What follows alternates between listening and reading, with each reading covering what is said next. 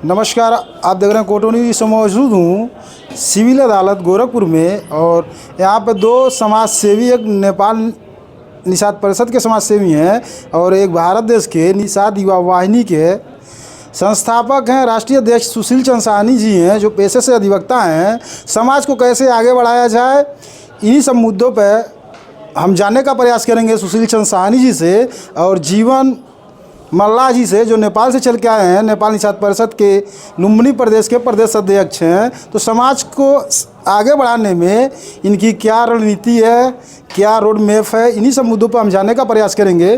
Sir, कोटो news channel में स्वागत है। सबसे पहले आपके चैनल के दर्शकों को, श्रोताओं को निषाद राज की जय हो और श्रोताओं का अभिनंदन, हार्दिक स्वागत। और हमारे नेपाल देश से पधारे, हम लोगों से मिलने आए हमारे बड़े भाई जीवन निषाद जी का हम अपने संगठन की तरफ से, निषाद युवा वाहिनी की तरफ से हार्दिक अभिनंदन स्वागत करते हैं। और इनसे अपेक्षा करते हैं कि जो समाज का मिशन है, जिस मिशन पे हम लोग भी काम कर रहे हैं, एक रोटी कम खाए, बच्चों को जरूर पढ़ाए, जो समाज पढ़ता है वही समाज बढ़ता है। हमारे जीवन भैया भी कदम से कदम मिलाकर समाज को आगे बढ़ाने में इस दिशा में काम करेंगे। सर, नेपाल पड़ोसी देश से आए हुए हैं और आपसे मुलाकात की, इस पर क्या कहना चाहेंगे? बहुत अच्छा लगा, बहुत मन प्रसन्न है। आप देखेंगे, मतलब ये सिविल कोर्ट परिसर में मैं अपने चैम्बर में बैठा हुआ हूँ और आत्मीयता नहीं होती और अच्छा नहीं होता, अच्छा नहीं लगता तो इतने समय तक मैं कार्यालय परिसर के अंदर मौजूद नहीं होता। अभी लग रहा सायं 6 बज रहा है और कहीं ना कहीं से आप भी समाज हित में, समाज के लिए अच्छा कार्य कर रहे हैं और हमारे भाई हैं, बड़े भाई हैं। हम लोग मिलकर समाज की बेहतरी के लिए और अच्छा कार्य करेंगे।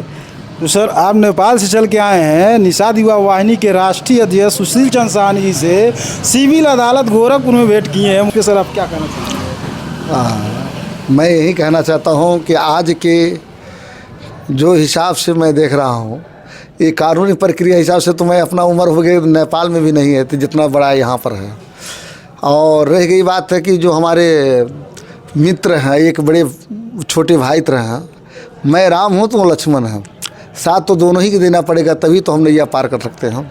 जो अपना संगठन, अपना संचालन और जो अपना कायदे कानूनी दायरे में रख करके अगर जो उसका विभाजन किया जाए अथवा उसको समर्थन दिया जाए कि बाबू ये गलत है, मत करो, तो आपका ही देना ज़रूरी है। तब हमारा समाज सुधरेगा और सुधरने के कारण क्या है कि आपका जय जयकार भी होगा।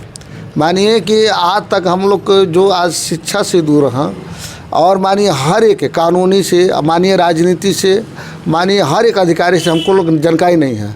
जो जिस तरह कह देता उसी तरह हम लोग चलते हैं। सर, आप निषाद युवा वाहिनी के राष्ट्रीय अध्यक्ष हैं, पेशे से अधिवक्ता भी हैं।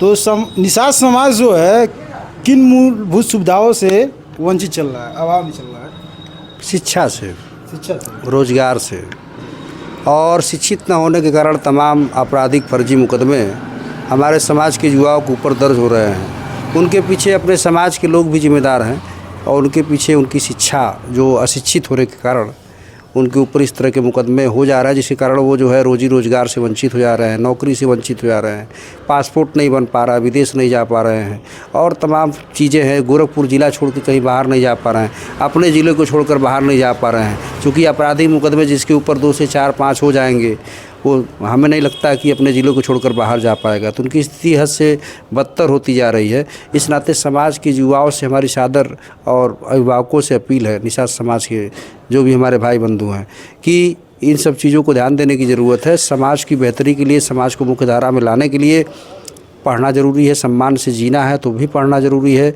और दुनिया में अगर सर उठा के जीना है तो भी पढ़ना ज़रूरी है। कहीं वस्त्र है, ज़्यादा वस्त्र की ज़रूरत नहीं है। जूता न रहे तो भी चलेगा, यानी ये कहीं जूता रहे, ज़्यादा जूता न रहे तो भी चल जाएगा, फटा रहे तो भी चल जाएगा, लेकिन पढ़ने की ज़रूरत है।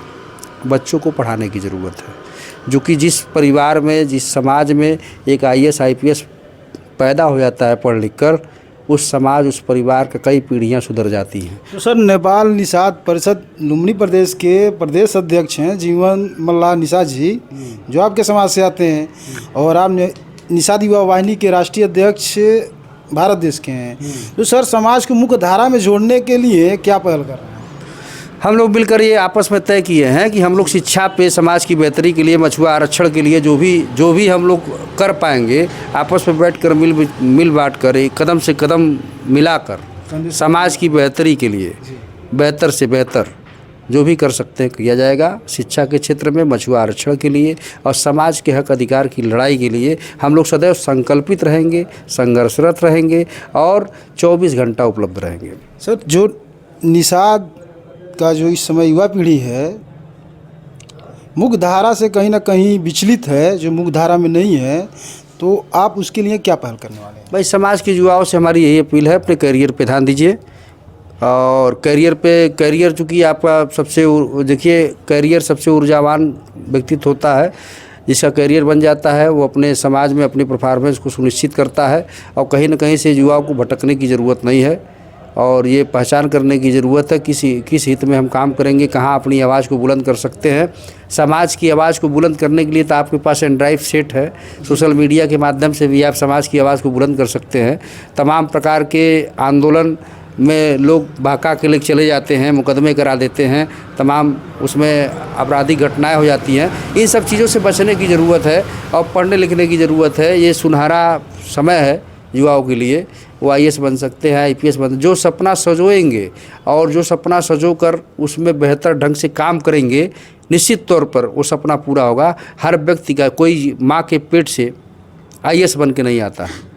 माँ के पेट से जन्म लेने के बाद जब वो सुनिश्चित करता है कि मुझे IAS बनना है, उस दिशा में जब वो कार्य करता है, उस दिशा में जब वो पढ़ता है और अपनी पूरी ऊर्जा को उस दिशा में प्रयासरत करता है, तब वो IAS की परीक्षा क्वालिफाई करता है। तो सर, जो लोग निषाद युवा वाहिनी संगठन से जुड़ना चाहें, समाज में अपना योगदान देना चाहें, तो कैसे संपर्क करेंगे?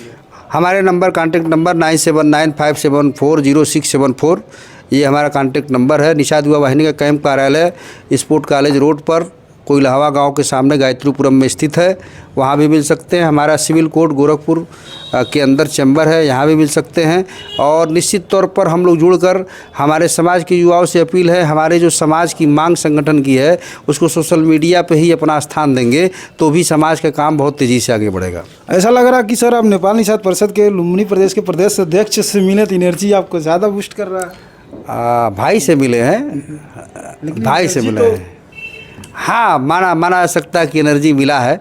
भाई पड़ोसी देश से भाई आया है मिलने, तो पड़ोसी देश से भाई मिल के आके हमको उत्साहित करेगा किसी बात को लेके, तो एनर्जी तो फील होगी ही होगी। तो सर, कोटो न्यूज़ चैनल के माध्यम से क्या संदेश देना चाहेंगे? समाज के युवाओं से सादर अपील है, अपने करियर पर ध्यान दें। कोटो न्यूज़ चैनल के माध्यम से सर क्या संदेश देना चाहेंगे?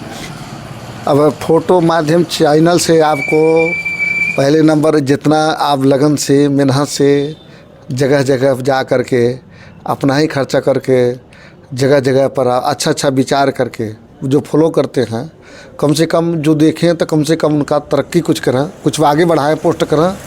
और दूसरी बात क्या है कि हम लोग का कि देश में चाहे विदेश में, चाहे हम लोग अपना वार्डा में रहें, चाहे अपना जिला में रहें, चाहे अपना कई कचहरी में रहें, मैं सबसे अपील यही एक बात कहना चाहता हूँ, हमारे निषाद समाज में ऐसे नहीं है कि राजनीतिक कार्यकर्ता नहीं है। राजनीतिक कार्यकर्ता हैं, बुद्धिजीवी भी हैं, पदाधिकारी भी हैं, कर्मचारी भी हैं और उसके बाद किसानी भी हैं। मैं यही कहना चाहता हूं कि अगर जो आप लोग संगठन चलाने की कोशिश करते हैं तो चलाइए, लेकिन अगर जो कोई बीमार हो गया तो कम से कम हॉस्पिटल के गेट पर ज़रूर आपको देखना चाहिए। अगर जो कोई ऐसे मुकदमा फर्जी दर्ज कर रहा है तो आपके अदालत के गेट पर होना चाहिए, तब ये सम्मान बढ़ेगा और आप लोग आगे बढ़ेंगे और हमारा निषाद समुदाय भी जितना जो पीड़ा से झेल रहा है वो सब संतुष्टि करके आप सभी को एक मिल के चलेंगे। मेरा यही है। जय निषाद राज।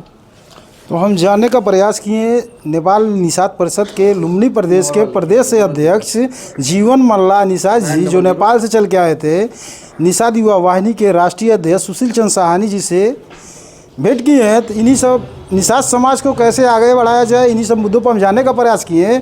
और आपकी क्या सुझाव है इस प्रकरण को लेके, अपना सुझाव दीजिए और ऐसे ही खबरों को देखने के लिए बने रहे कोटो न्यूज़ के साथ।